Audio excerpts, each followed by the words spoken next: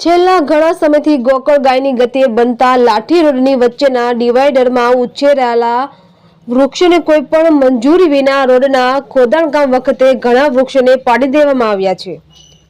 અમરેલી જિલ્લામાં સદભાવના વૃદ્ધાશ્રમ દ્વારા મહા મહેનતને ઠેર ઠેર વૃક્ષો વાવી વૃદ્ધાશ્રમના માણસો દ્વારા વૃક્ષોની સંભાળ રાખવામાં આવી રહી છે। ત્યારે નવા બનતા લાઠી રોડના કોન્ટ્રાક્ટરો દ્વારા ઘણા બધા વૃક્ષોનો દાટ વાળી દેવામાં આવેલ છે।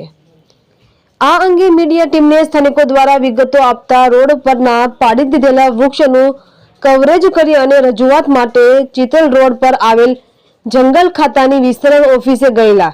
ત્યાંથી તેઓ જવાબ આપેલ કે આ વૃક્ષો નગરપાલિકાની હદમાં આવે, જેથી ચીફ ઓફિસરને મળો, જેથી મીડિયા ટીમ નગરપાલિકા અમરેલી ખાતે જતા ચીફ ઓફિસર હાજર મળેલ નથી અને અન્ય ડોડિયા સાહેબ નામના કર્મચારીએ આ અંગે નાયબ કાર્યપાલક ઇજનેરને નંબર 2 ના જે બરવાડિયાને મળો, એની જવાબદારી નીચે આ વૃક્ષો આવે છે, જેથી મીડિયાની ટીમ તેમની પાસે જતા તેઓ પણ હાજર મળેલ નથી।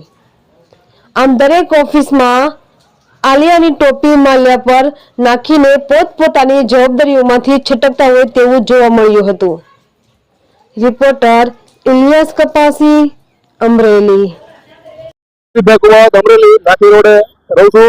લાઠી રોડે જે અત્યારે રોડનું કામ ચાલી રહ્યું છે, કામ પણ સારું છે, એની જગ્યાએ મોટી નુકસાની એ થઈ છે કે વૃક્ષોને પાળત પડી જાય છે। વૃક્ષો પડે છે, મોટી કોન્ટ્રાક્ટરોને કે જે હોય જવાબદારી આવતી છે વૃક્ષો બીજા ઉભા કરે કે પડી ગયા છે અને હમા કરે, અને નથી પડવાના અને પડવાની તૈયારી છે એને પણ હમા કરે।